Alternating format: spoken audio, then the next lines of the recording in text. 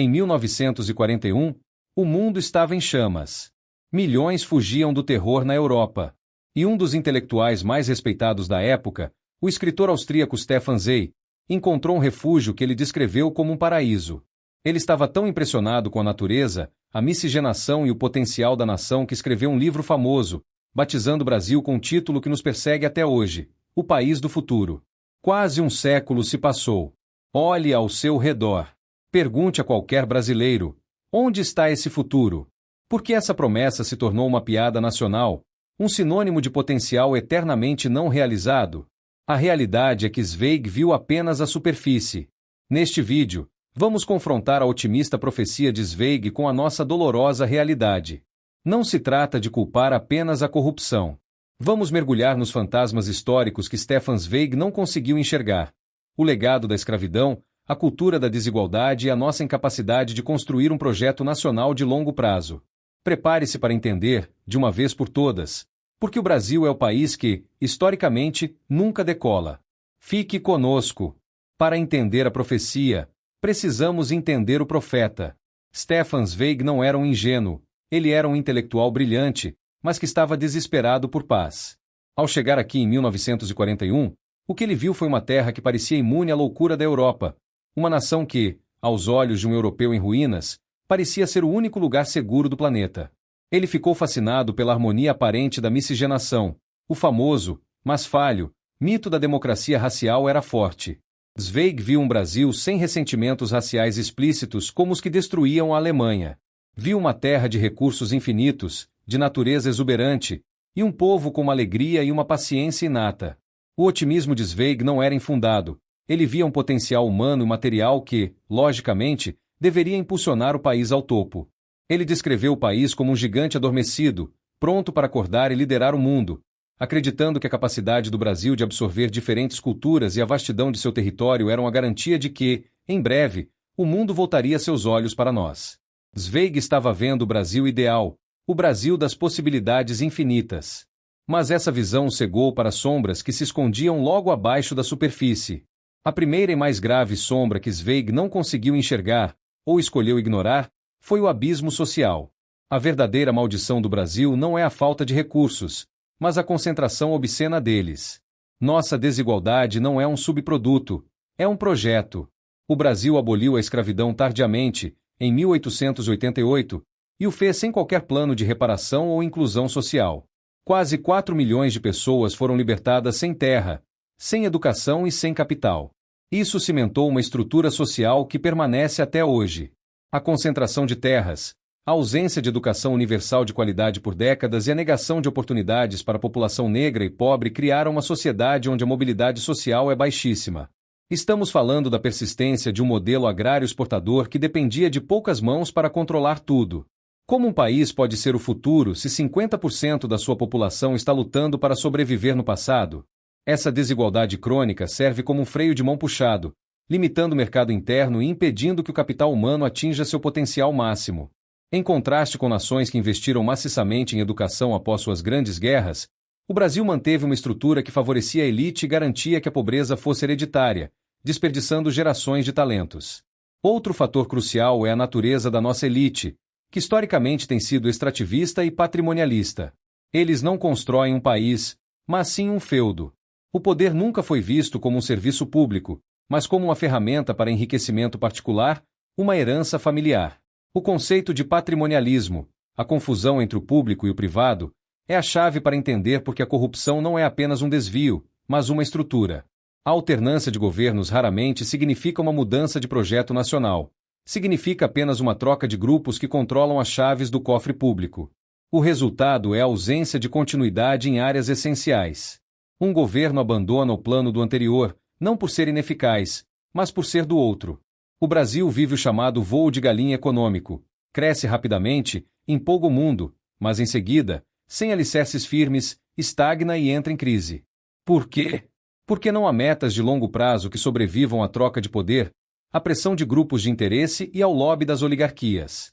Investimentos em infraestrutura, educação e ciência são constantemente paralisados, garantindo que o potencial do país fique sempre na promessa.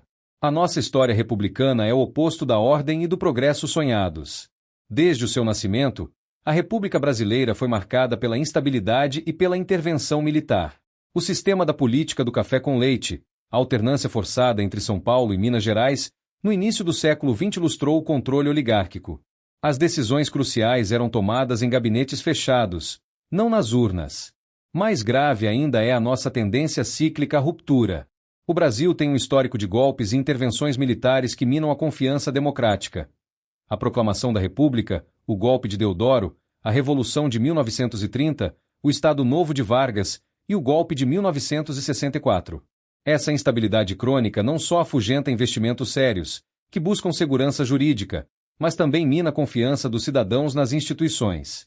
Toda vez que o país parece se estabilizar, surge uma nova crise, provando que a base institucional é frágil demais para sustentar o peso de um país continental. A democracia, no Brasil, muitas vezes parece ser um estado de exceção e não a regra permanente. O grande erro da profecia de Zweig de todos os otimistas é focar no potencial, o se, em vez de focar na execução, o agora. O Brasil é o país do se. Se tivéssemos investido em educação, se tivéssemos feito a reforma agrária, se tivéssemos punido a corrupção. A riqueza natural e o tamanho do país se tornaram uma muleta, uma desculpa para adiar as reformas difíceis e necessárias. A crença mágica de que a riqueza natural nos salvará, ou de que Deus é brasileiro, é um veneno. O país se acostumou a viver do futuro, adiando o trabalho no presente. Quando a bonança econômica vem, como o boom das commodities, o dinheiro é gasto em consumo imediato e não em investimentos estruturais de longo prazo que mudariam a matriz econômica e social. O futuro não é dado, ele é construído com trabalho duro, planejamento e, principalmente, com justiça social. O Brasil se tornou refém de sua própria promessa, e é essa maldição que precisamos quebrar. Um dos maiores desafios que o Brasil enfrenta é o que economistas chamam de armadilha da renda média. O país conseguiu sair da pobreza extrema, mas estagnou. Por quê? Porque falhamos em dar o salto de uma economia baseada em recursos naturais, o agronegócio, o minério, para uma economia baseada em conhecimento e tecnologia de alto valor agregado. Exportamos commodities baratas e importamos tecnologia cara. Isso cria um ciclo vicioso de dependência e endividamento.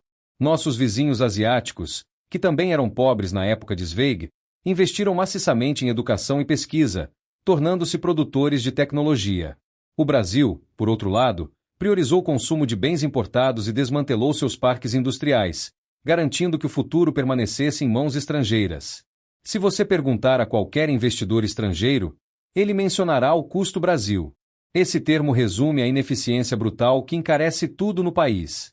Trata-se de uma combinação tóxica de fatores, uma das maiores cargas tributárias do mundo, somada a um sistema fiscal absurdamente complexo, uma burocracia lenta e custosa, e uma infraestrutura logística deficiente, estradas, portos, ferrovias.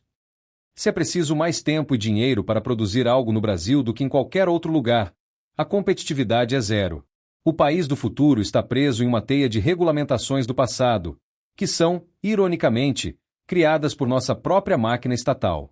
Além dos problemas estruturais e econômicos, há um fator cultural profundo que a própria obra de Zweig, ironicamente, contribuiu para mascarar: o complexo de vira-lata.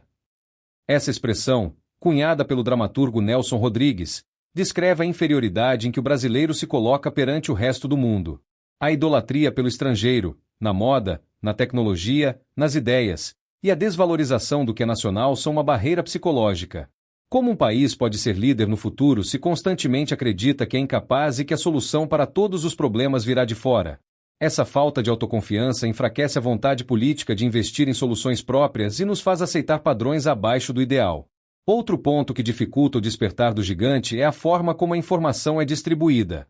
Historicamente, o Brasil sempre teve uma altíssima concentração de meios de comunicação nas mãos de poucas famílias, o que, por muito tempo, limitou o pluralismo de ideias e a fiscalização do poder.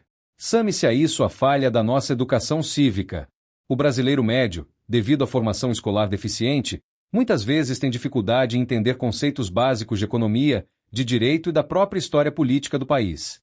Essa falta de formação crítica torna o cidadão mais vulnerável à desinformação, mais propenso a aceitar a corrupção como algo normal e menos capaz de exigir transparência e eficiência de seus governantes.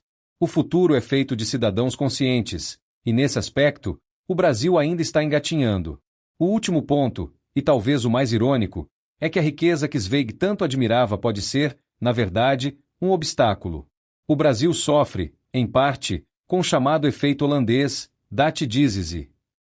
Ele ocorre quando a descoberta ou o sucesso de um único setor de exportação, no nosso caso, as commodities agrícolas e minerais, valoriza excessivamente a moeda local.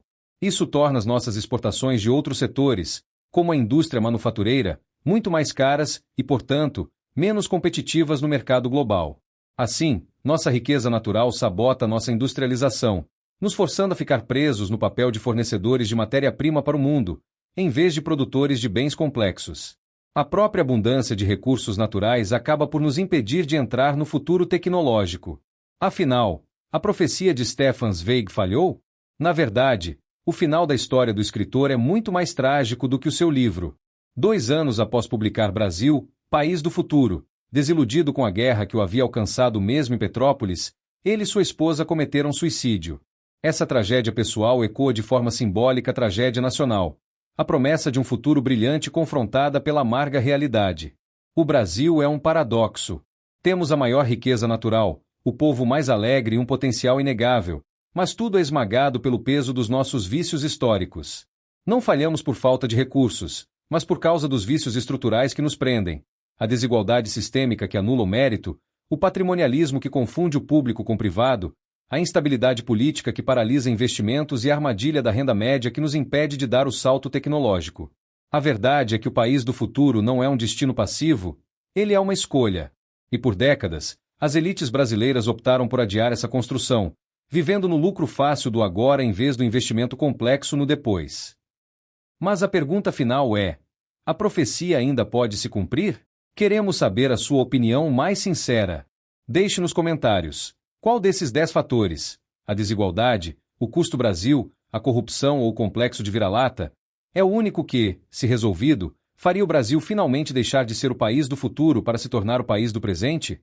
Participe desse debate crucial para a nossa nação. Se você se sentiu provocado por essa análise e quer desvendar mais os mistérios e polêmicas que definem quem nós somos, curta este vídeo e se inscreva no Curiosidades do Brasil. Clique no sino para não perder a nossa próxima investigação histórica. Até a próxima curiosidade!